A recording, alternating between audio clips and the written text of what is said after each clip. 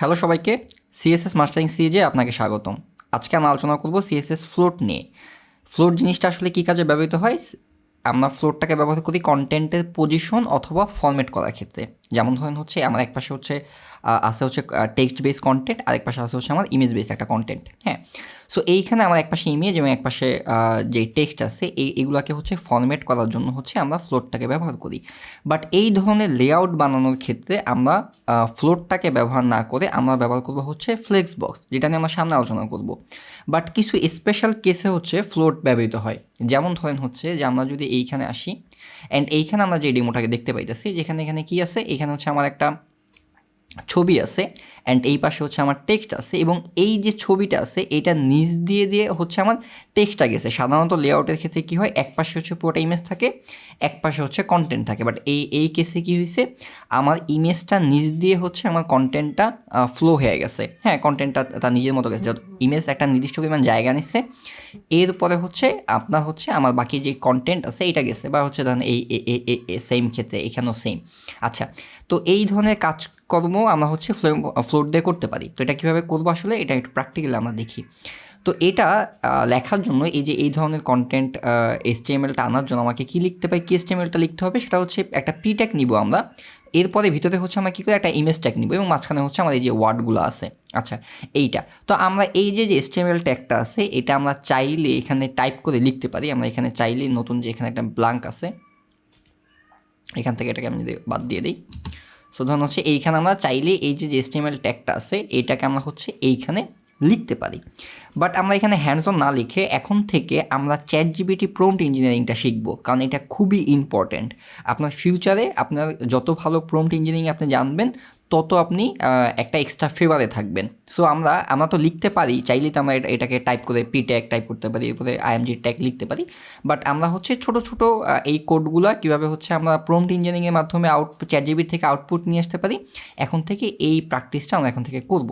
তো ChatGPT-তে আসার পরে আমরা এখানে একটা প্রম্পট পেস্ট করবো। এখানে যে প্রম্পটটা অলরেডি আমি লিখে রাখছি সেটা হচ্ছে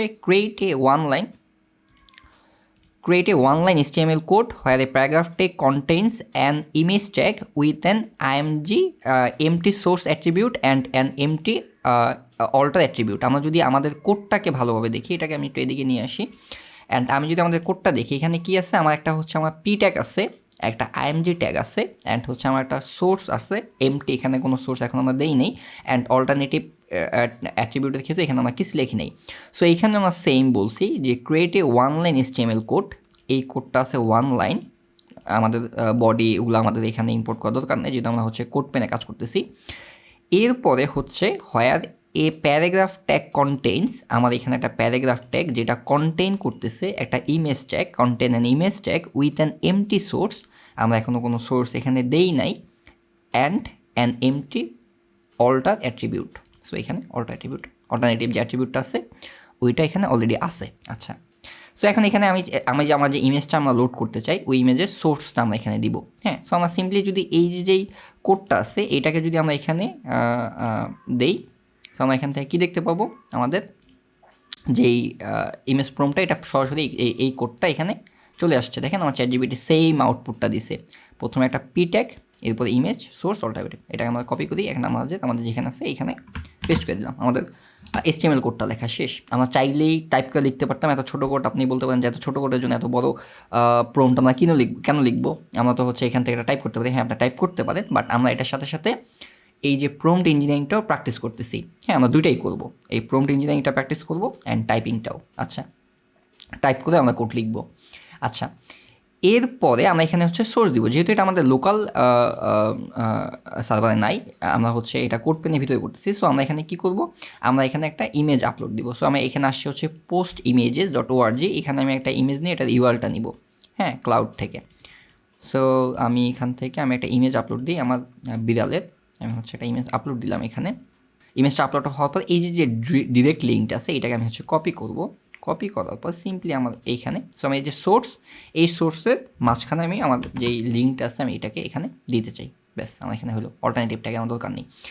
এরপরে আমার যেই জায়গাটা আছে এখানে হচ্ছে আমার কি অনেকগুলো হচ্ছে আমার এইখানে টেক্সট আছে, হ্যাঁ, কন্টেন্ট আছে। সো আমরা এখানে ধরুন হচ্ছে আমরা একটা প্রম্পট লিখতে পারি, right 200 words about CSS float. So CSS float নিয়ে হচ্ছে ও 200 ওয়ার্ড লিখতেছে। ওকে ডান, আমরা জাস্ট এটাকে সিম্পলি এটাকে কপি করে নিলাম, কপি করে এখানে পেস্ট করে দিলাম। আমি আরও পেস্ট করব, 2বার পেস্ট করছি টোটাল, কারণ আমাদের অনেকখানি টেক্সটের দরকার।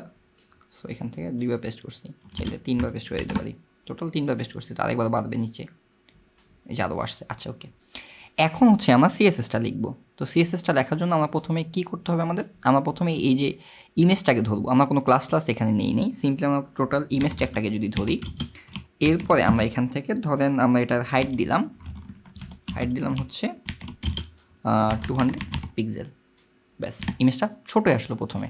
আচ্ছা, এরপরে আমরা কি করব, এরপরে আমরা হচ্ছে চাইতেছি এই পাশে হচ্ছে আমার যেই এই পাশে হচ্ছে আমার ইমেজটা থাকবে, এই পাশে হচ্ছে কন্টেন্টটা ফ্লো করবে। সো এখান থেকে এই জন্য আমাকে লিখতে হবে যে ফ্লোট, ফ্লোট এখানে আমরা লিখবো হচ্ছে ধরেন লেফট। এখন দেখবেন যে সিম্পলি আমার যে ইমেজটা আছে অ্যান্ড হচ্ছে এই পাশে আমার বাকি কন্টেন্টগুলো এখানে চলে আসছে। আমি যদি এখান থেকে ফ্লোট লেফট না দিই, আমি যদি এখান থেকে রাইট দিই, তাহলে হচ্ছে এটা রাইটে চলে যাবে। আমরা বোঝার সুবিধাটা আমরা এখানে দিতে পারি বর্ডার 2 পিক্সেল সলিড ব্ল্যাক।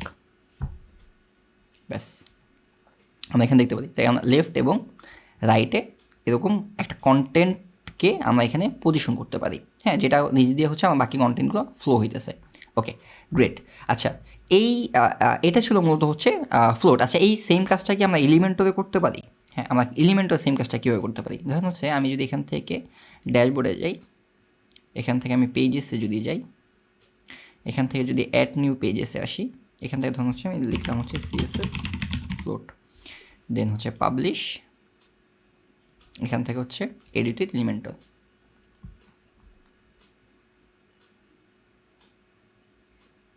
ওকে ডান। সো সিম্পলি আমরা এখান থেকে একটা নতুন একটা কন্টেইনার নিলাম, এখানে আমরা কী নিব, একটা p-tag নিই। যদি আমরা একটা টেক্সট, যেটা হ্যাঁ টেক্সট এডিটর, একটা টেক্সট এডিটর আমরা যদি নেই, সো টেক্সট এডিটরের ভিতরে কী আছে, এই যে এখান থেকে যদি আমি টেক্সটে ক্লিক করি, এটা বেসিক্যালি একটা p-tag আছে। হ্যাঁ, এইখানে আমাদের পুরোটা যদি আমরা একটা এখানে যে সেম কোডটা আছে, আমরা এখানে সেম কোডটা এখানে পেস্ট করি।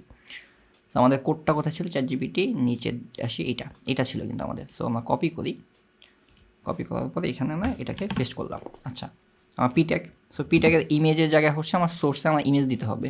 সো আমরা এখান থেকে আমার ওয়ার্ডপ্রেস থেকে দিতে পারি বা এটাও আমরা দিতে পারি। সো আমরা এটাকে কপি করলাম, কপি করার পর সিম্পলি আমরা এখানে এটাকে এই সোর্সের জায়গায় এখানে দিলাম। Okay great. আচ্ছা, এরপরে টেক্সটের জায়গায় আমরা টেক্সট বসাবো। সো ধরুন হচ্ছে আমাদের ডেমোটা কোথায়, ধরুন হচ্ছে এখান থেকে যতটুকু টেক্সট আছে আমি পুরোটা হচ্ছে কপি করলাম, দেন সিম্পলি আমি এখানে পেস্ট করলাম। ব্যাস, আমার হচ্ছে টেক্সট এখানে নিচে চলে আসছে, অনেকখানি টেক্সট দিয়ে ফেলছি। আচ্ছা, এখন আমরা এটাকে এইখানে যেরকম করছি সেম এইখানে করব। সো এটার জন্য আমরা হচ্ছে অ্যাডভান্সে যাবো। আমরা চাইলে এখানে একটা ক্লাস দিতে পারতাম ইমেজকে, সো এই মুহূর্তে ক্লাস দেওয়ার দরকার নেই, আমরা সিম্পলি এখান থেকে অ্যাডভান্সে যেতে পারি। দেন হচ্ছে আমি এখান থেকে CSS, দেন আমরা এখান থেকে প্রথমে লিখবো হচ্ছে সিলেক্টর মানে হচ্ছে যেই উইজেটটা নিয়ে আমরা কাজ করতেছি স্পেসিফিক যেটা নিয়ে এটা। এরপরে আমরা ধরবো হচ্ছে IMG ট্যাগটা, দেন হচ্ছে কার্লি ব্রেসেস। এখন আমরা লিখি এখান থেকে আমাদের হচ্ছে ধরেন হাইট 250 পিক্সেল, আমরা উইথ দিই 250 পিক্সেল, এটা স্কোয়ার সাইজ 250 পিক্সেল। এরপরে হচ্ছে ফ্লোট, আমরা হচ্ছে এটাকে দিই হচ্ছে লেফট। ব্যাস, ওকে, আমার এটা অলরেডি চলে আসছে। এখন এটাকে চাইলে আমি আমার মতো স্টাইল করতে পারি। যেমন ধরুন হচ্ছে আমি এখন যদি এটাকে স্টাইল দিই, আমার এখান থেকে সিম্পলি আমি একটা কালার নিলাম, অ্যান্ড হচ্ছে আমি আমার যে টেক্সট আছে সেই টেক্সটটাকে আমি কালার করতে পারি। আমি এখান থেকে হচ্ছে অ্যাবল দিতে পারি, অথবা হচ্ছে মনস্ট্রেট দিতে পারি। মনস্ট্রেট দিলাম, এটা কালার দিলাম আমরা হচ্ছে হোয়াইট, অ্যান্ড আমরা একটু সামান্য পরিমাণ মার্জিন দিব। সো এটার জন্য টেক্সট এডিটর অ্যাডভান্স, দেন এখান থেকে হচ্ছে আমরা ইমেজ থেকে একটু মার্জিন দিব। সো আমরা হচ্ছে মার্জিন আমার ইমেজের কোথায় দিব, আমরা হচ্ছে ইমেজের রাইটে দিব। So margin right 10 pixel. Okay ব্যাস, ফাইন, গ্রেট। সো এখান থেকে এখন আপনি এটাকে আমরা একদম শুরুতে যেরকমটা দেখছি ওরকম যদি আপনি বানাইতে চান সিম্পলি আপনি এখান থেকে প্যাডিং দিয়ে দিতে পারেন। ধরুন হচ্ছে আমার টপের থেকে দিলাম হচ্ছে 60 প্যাডিং, বটম থেকে দিলাম হচ্ছে 60 padding, content justify content centre, content justified, okay, alignment justified, okay done. So এখান থেকে আমাদের এটা কন্টেন্টটা পজিশন হয়ে গেল। হ্যাঁ, আমাদের ডেমোটা যদি দেখি আমরা একটু একদম ডেমোর মতো হয় নাই, ডেমোর মতো যদি আমরা বানাইতে চাই সেক্ষেত্রে আমরা সিম্পলি কী করবো, এখান থেকে একটা কন্টেইনার নিব, দেন এইটাকে সিম্পলি এইখানে পেস্ট করে বসাই দিব। সো আমার এই যে কন্টেইনারটা আছে এইখান থেকে স্টাইলে যদি যাই, দেন সিম্পলি এটাকে কালার করে দিলাম, ব্যাস। এখন আমার এইটা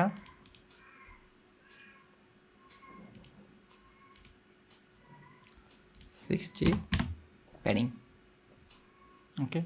সো এখানে এটাকে ডিলেট,